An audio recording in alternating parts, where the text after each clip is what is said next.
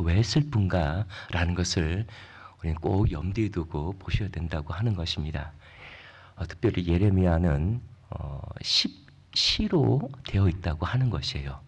시로 되어 있는데 그 시도 어떻게 되어 있냐면은 구체적으로 다 얘기할 수 없지만 다 1장, 2장, 5장부터 알파벳 우리가 쉽게 얘기하면 A, B, C, D처럼 그래서 A로 시작하는 단어로 시작하고 2절은 B로 시작하면 B로 시작하는 단어로 해가지고 그렇게 배열이 되어 있다고 하는 겁니다. 이게 예루살렘 전쟁 후, 그 멸망당한 후에 예루살렘의 폐허와 아픔과 고통과 죽음과 기근과 굶주림에 대해서 산문으로 표현하면은 이게 즉각적으로 그렇게 표현할 수 있을 텐데 이거는 시예요. 시도 A, B, C에 따라서 잘 생각해서 썼다고 하는 거예요. 시라고 하는 의미는 다른 거잖아요. 뭔가를 현실에 있는 어떤 단어를 통해서 보이지 않는 것을 표현한 거란 말이에요. 그러니까 현실의 예루살렘의 멸망을 통해서 굶주림과 죽음과 고통과 절망을 일하는 이런 현실의 문제를 통해서 왜 이 문제가 일어났는가라고 하는 것을 시적인 언어를 통해서 그 뒤에 숨겨놨다고 하는 거예요. 그 때문에 우리가 이 말씀을 읽으면서 항상 슬프다. 그럼 왜 슬픈가? 그 원인이 무엇인가? 라고 하는 것을 예레미야 저자가 왜 그렇게 시적인 언어를 표현했는가라는 것을 우리가 보셔야 된다고 하는 거예요. 자, 보실 1절 말씀, 1절과 2절의 말씀을 우리가 한번 읽어보도록 하겠습니다. 슬프다 어찌 금이 빛을 잃고 순금이 변절하였으며 성새들들이 거리 어기마다 쏟아졌는 것. 순금에 비할 만큼 보배로운 시온의 아들들이 어찌 그리 토기장이가 만든 질 항아리 같이 여김이 만되었는고라고 얘기하고 있습니다. 그러니까 오늘 말씀에는 예루살렘을 이전에는 그리고 지금 어제와 오늘을 서로 비교함으로 말미암아 왜 슬픈가라는 것을 얘기하고 있다고 하는 거예요. 그러니까 이스라엘의 여기 보면은 2절에 보배로운 시온의 아들들이라고 얘기했어요. 근데 이 아들들이 어떻게 되는 거예요? 이 아들들이 전에는 금에 비유했다는 거예요. 전에는 금과 같았고 1절에 금이 나오고 순금이 나오고 2절에도 순금이 나와요. 2절에 순금에 비할 만큼 보배로운 시온의 아들들이 뭐가 됐다고 하는 거예요? 질항아리 같이 되었다고 하는 것입니다. 전에는 금이었다고 하는 거예요. 그런데 지금은 질항아리 같이 되었다고 하는 것이에요. 그것이 슬프다고 하는 거예요. 그럼 왜 슬픈가라고 하는 것입니다. 여러분, 금이라는 것은 뭐죠? 금은 빛이 나잖아요. 빛. 광택이 나잖아요. 그 금은 어때요? 변질이 되지 않잖아요.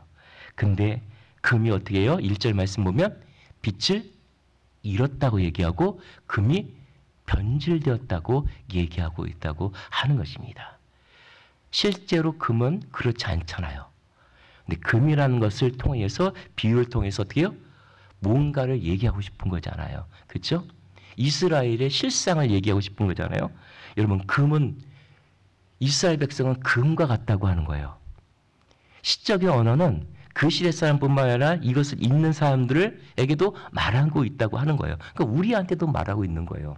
그러니까 우리 신앙이라는 것은 예수를 믿는 우리도 뭐라고 하는 거예요? 우리가 금과 같다고 하는 거예요. 순금과 같다고 하는 거예요. 금은 어떤 거예요? 변질이 안 되는 거예요. 불순물이 제거되는 거예요. 그러니까 처음에 하나님이 우리를 부르실 때 어떻게 불렀어요? 무엇과 같이 불렀다는 거예요? 순금, 금과 같이 불렀다는 거예요. 그래서 불순물들을 다 제거하고 순금과 같이 우리를 불렀다고 하는 거예요. 금은 빛이 난다고 하는 거예요. 광택이 나요. 금이라고 하는 것은 이게 뭘 얘기해요? 그러니까 신앙인 이스라엘 백성들은 하나님을 비추는 사람이었다고 하는 거예요. 이방의 빛으로서 하나님 되심을 이스라엘 백성들의 역사와 그들의 정치와 그들의 삶과 제도를 통해서 어떻게 해요? 이방인들에게 다 비치는 금과 같은 그런 존재였다고 하는 것이에요.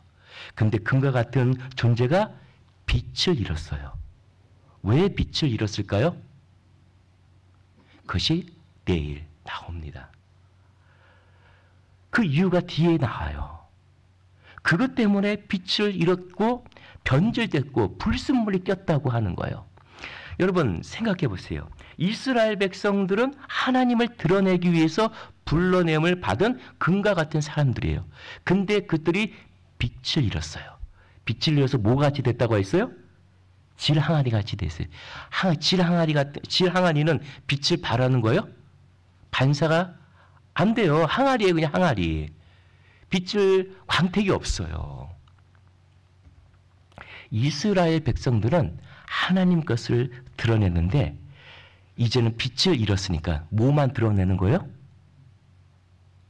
전에는 하나님을 드러냈는데 하나님의 드러내는 것을 빛이라고 했는데 빛이 잃어버리고 불순물이 끼니까 질항아리가 되었어요. 더 이상 하나님을 비추지 못해요. 그럼 뭘 비춰요? 자기 자신, 사람 생각들. 이것을 비추는, 성경은 하나님을 비출 때 그것을 금으로써 비춘다고 얘기해요. 자기 생각대로 이제는 사는 것을 질항아리라고 얘기해요. 질항아리 같은 존재를 뭐예요? 전에는 순금같이 보배로운 시온의 아들이라고 했어요. 하나님을 드러내고 하나님 뜻대로 순종하며 살아가는 이들을 보배로운 자들이라고 얘기했어요. 근데 지금 어떻다고 하는 거예요? 질항아리처럼 아무런 빛도 빛내지 못하고 있다고 하는 것입니다. 우리는 어떨까요? 지금 우리는 어떨까요? 하나님이 우리를 부르신 목적이 무엇일까요? 우리를 부르신 목적은 금과 같은 존재로서 부르심을 받았는데 지금의 모습은 어떨까요? 금과 같은 모습으로 불렀다고 하는 것은 내 삶을 통하여 나를 통하여 하나님을 반사하고 하나님을 비추는 거예요. 나의 삶을 통해서. 근데 여러분 우리는 지금 어떨까요? 누구를 비추고 있을까요? 나의 삶은 하나님을 비출까요?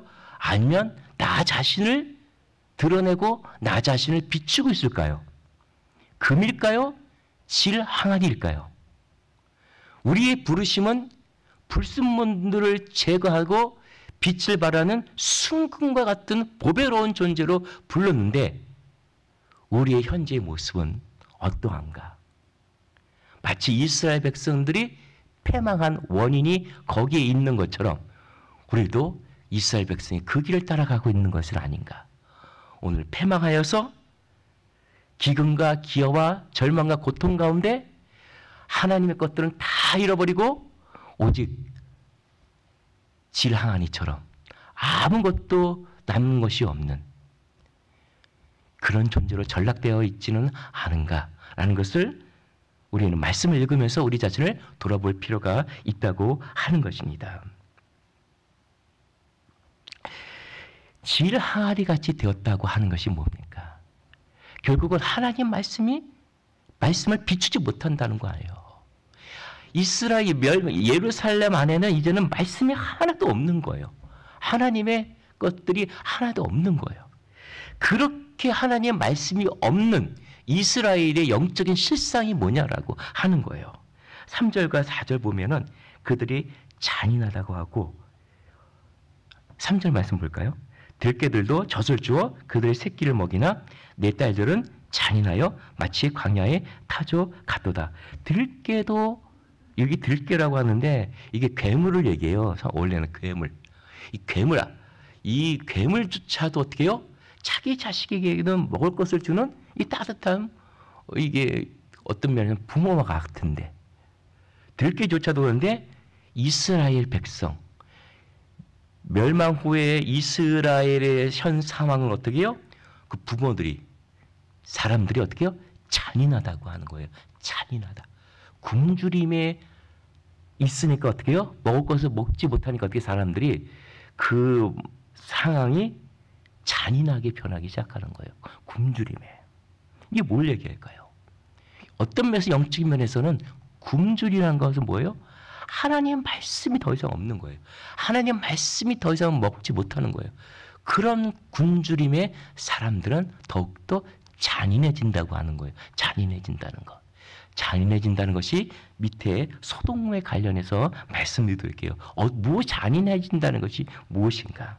그뿐만 아니라 4절 말씀 보면 젖먹이가 목말라서 혀가 2,000장에 붙으며 어린아이들이 떡을 구하나 떼어줄 사람이 없도다 라고 했어요. 어린 아기가 먹어봤자 얼마나 먹겠어요. 그런 아기조차가 젖먹이가 먹을 만큼의 양식도 없는 상황이란 말이에요. 그것을 줄 자가 없는 거예요. 이스라엘 안에는요, 기근이 오고 먹을 것이 없는 거예요. 마찬가지로 영적인 면에서는 이런 어린아이가 먹을 만한 것을 줄 만한 자들도 없다고 하는, 없을 뿐만 아니라 그런 양식조차도 없다고 하는 거예요. 영적인 기근이 심각하다고 하는 것이에요. 질항아리가 되었다고 하는 것은 그런 의미라고 하는 것입니다. 그래서 5절 말씀 우리 한번 읽어보면 맛있는 음식을 먹던 자들이 외롭게 거리거리에 있으며 이전에는 붉은 옷을 입고 자라난 자들이 이제는 걸음더미를 안 하더라. 이스라엘 백성들이 왜 그렇게 이렇게 되었는가? 그들이 맛있는 음식을 먹던 자들이었다고. 이게 무슨 얘기냐면 맛있는 음식은 뭐예요? 부유한 자들이 먹던 거예요. 사치란 말이에요. 그리고 전에는 붉은 옷들, 이것도 마찬가지로 부유한 자들이 입던 옷이란 말이에요. 그러니까 전에 이스라엘 백성들이 추구했던 것은 뭐예요? 세상의 것들이라는 거예요. 세상의 좋은 것들, 건강에 먹을 것들, 그다음에 입을 것들. 이 세상의 좋은 것들에 취해서 그렇게 그들이 먹고 입고 있던 자들이 외롭게 거리거리에 흩어져, 질항아리가 흩어진 것처럼 그렇게 흩어지고 거름더미를 위에 앉았다. 거름더미를 옷으로, 그러니까 거름더미가 그들의 옷이 됐다고 하는 것입니다. 그러니까 그들이 오늘날 같은 형편에 되어 있는 것은 실상은 이스라엘 백성들의 실상은 영적인 문제였어요. 우리도 마찬가지지만 현실의 문제는 들어가면 하나님과의 관계의 문제였어요. 이스라엘 백성들은 그들이 하나님을 찾기보다는 세상의 좋은 것들, 바알을 따라서 세상의 좋은 것들을 추구하고 그게 음식과 옷으로 나타나는 것뿐이란 말이에요. 실제로 그들은 먹을 것과 그들의 옷, 사치, 이런 좋은 것들 추구하는 모습이 하나님을 추구하는 그런 모습으로 나오지 않았다는 거예요. 하나님을 추구하는 모습과 반대되는 개념 속에서 말하고 있는 거예요. 그것에 대해서 그들은 관심을 갖고 세상의 좋은 것들을 따라가고 있으니 하나님의 관계가 안 좋을 상황이죠. 그 때문에 그들이 어떻게 해요? 빛을 잃게 되었다고 하는 것입니다. 6절 말씀 보면은 이제 그들의 그런 모습이 전에 소돔이 사람의 손을 대지 아니하였는데도 순식간에 무너지더니 이제는 딸 내 백성이 제가 소돔의 제약보다 무겁도다라고 얘기하고 있어요. 여러분, 소돔은 순식간에 이게 말씀이 좀 이중적인 의미를 갖고 있어요. 그러니까 소돔은 순식간에 무너졌다라고 얘기함으로 말미암아 소돔보다 그 죄가 무겁다라고 얘기했을 때 소돔은 순식간에 무너졌지만은 이스라엘의 백성의 고통과 멸망은 어떻게 해요? 천천히 이루어졌다고 하는 거예요. 그만큼 천천히 이루어질 만큼 고통이 심했다라고 하는 것을 표현하기도 하지만은 실상은 우리가 영적으로 보면은 이스라엘의 백성의 죄가 소돔의 죄악보다 무겁다고 하는 것은 소돔의 죄와 같다고 하는 거예요. 같다고 하는 거. 그러니까는 소돔의 죄는 앞에 나오는 창세기 6장에 보면은 하나님의 신이 사람과 함께하지 아니하면 그들 육체가 되며라고 하는 말씀의 연속성이 있잖아요. 그러니까는 소돔의 죄는 동성애지만 결국은 그들이 육체가 됐다고 하는 거예요. 그러니까는 그들의 마음의 자리에 하나님이 있어야 되는데 육체가 들어오기 시작한 거예요. 마음이 육체가 되었다고 하는 거 아니겠습니까? 그러니까 하나님으로부터 인간은 하나님으로부터 오는 것으로 채워져야 되는데 그렇지 아니하고 어떻게 해요? 세상 것으로 육신이 원하는 것으로 이 마음이 씌워졌다고 하는 것이에요. 이것을 지적하고 있는 거예요. 이스라엘의 백성의 죄가 소돔의 죄악보다 무겁다고 하는 것은 이 소돔은 동성애지만은 그들을 깨닫지 못하는 것이 뭐예요? 그들의 죄가 소돔의 죄악보다 무겁다는 것은 5절에 있는 것처럼 맛있는 음식을 찾고 붉은 옷을 입는 것, 이것이 하나님 앞에 굉장한 죄가 됐다고 하는 것을 그들은 인식하지 못했다고 하는 거예요. 이스라엘 백성들의 하나님, 그들의 심령에는 하나님의 자리가 차지해야 되는데 세상의 것들이 차지하고 있는 것, 그것이 현실적으로 뭘로 나타나요? 그들이 좋은 먹을 것만 찾으러 다니는 거예요. 그들이 옷에만 관심이 있는 거예요. 그 심령이 그것에만 있는 거예요. 현실의 삶은. 그러니까 어떻게 해요? 그 현실의 삶에 하나님이 있어야 되는데 현실의 삶에서는 그렇게 되지 못하는 거예요. 그러니까 이런 것들이 얼마나 하나님이 안타까워하고 있고 하나님 그것을 보고 있다고 하는 거예요. 우리 삶에 그것을 보고 있다고 하는 거란 말이에요. 그것이 무겁다고 하는 것은 그것이 오래 갔다고 하는 거예요. 굉장히 오래 갔다고 하는 겁니다. 고통이 오래 갔다는 것이 아니라 그런 죄악들이 오래 갔다고 하는 것입니다. 그래서 때가 돼서 하나님께서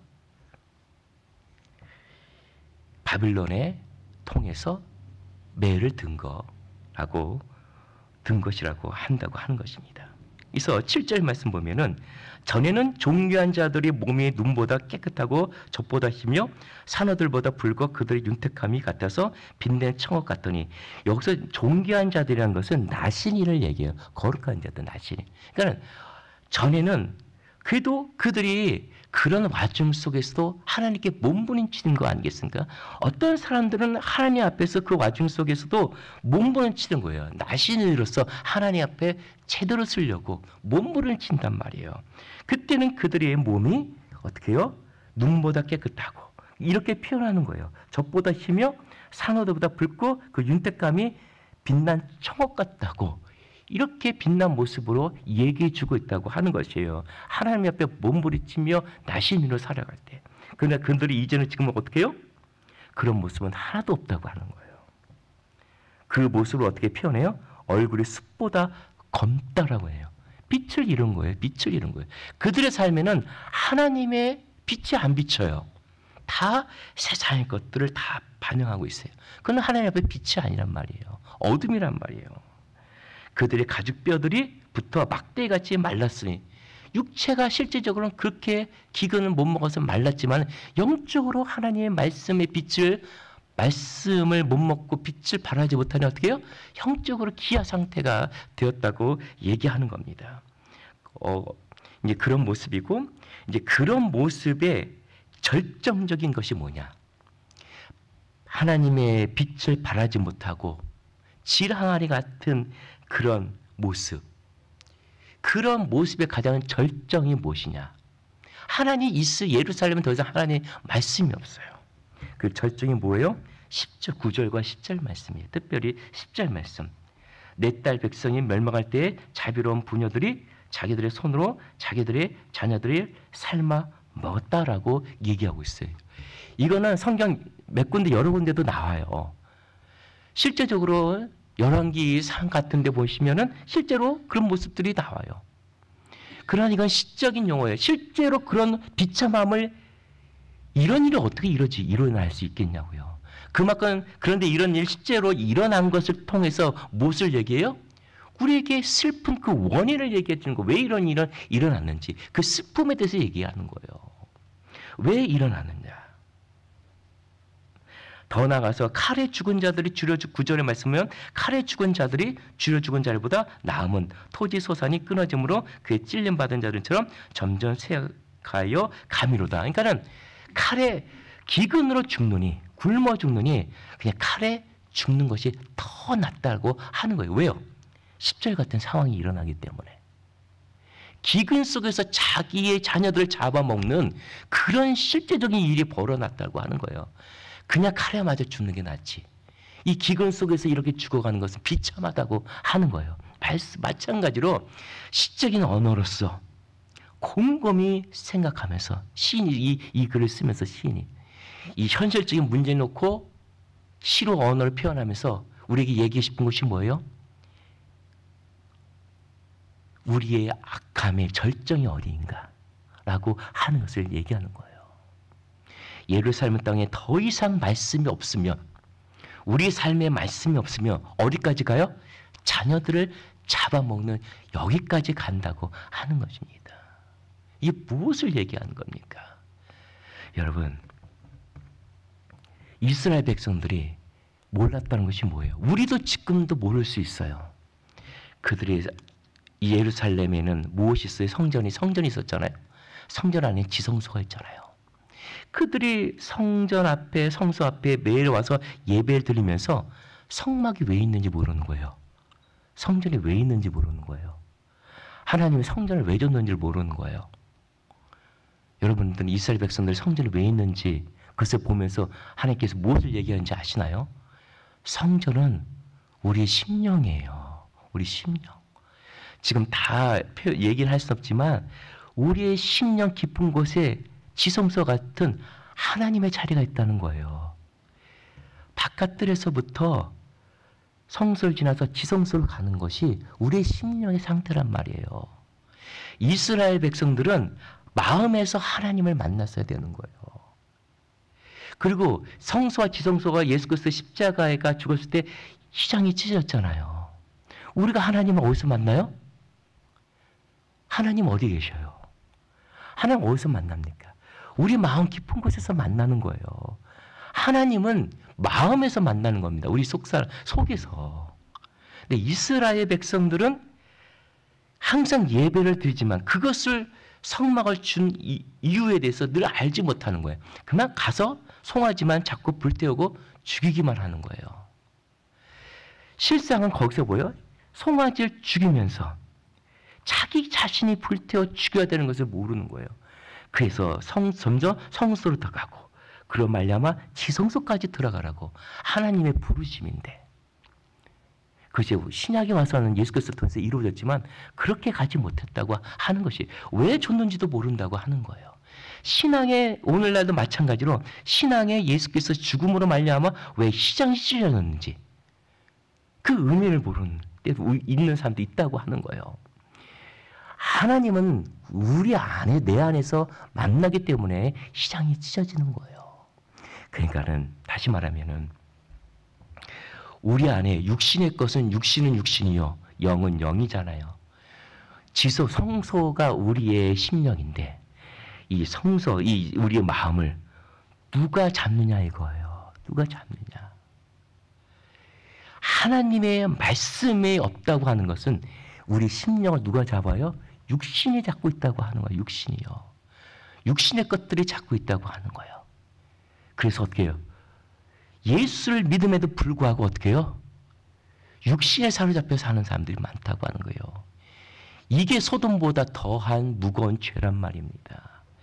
예수를 믿으면서도 지성소에 들어가서 하나님과의 만남을 갖지 못하고 공허함과 허전함을 세상의 것으로 추구하려고, 맛있는 것으로 추구하고 하려고 하고 있고, 옷으로 추구하려고, 이게 보이는 현상으로만 얘기하는 거예요.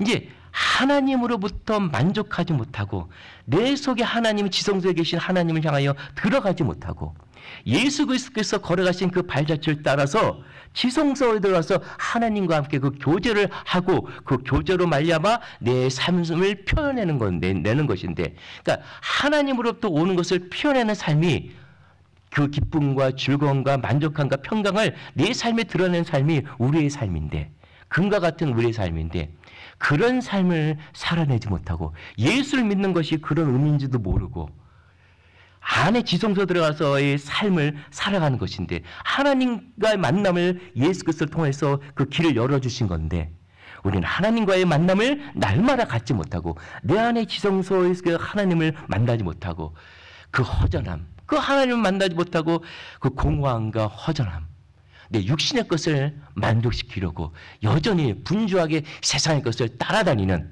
그런 모습이 뭐예요? 자기 살을 먹는 거예요. 자기 자녀를 삶아 구워 먹는 거예요. 그 죄악이 소돔의 죄보다 더 무거운 겁니다. 우리 하나님께서 우리를 그렇게 부르셨는데, 금과 같은 존재로 부르셨는데 어떻게 해요? 우리는 어떻게 질항아리 같은 모습으로 우리는 변하지 않았는가? 우리는 오늘 말씀을 보면서 우리 자신을 돌아봐야 된다고 하는 것입니다.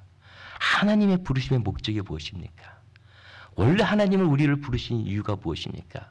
왜 우리를 예수 그리스도의 자녀로 삼으셨는가? 그 부르심 앞에 오늘의 나의 모습은 어떠한가? 진정 나는 그 부르심에 합당한 자로 삶을 살아가고 있는가? 우리 자신을 이 새벽에 돌아볼 필요가 있다고 하는 것입니다.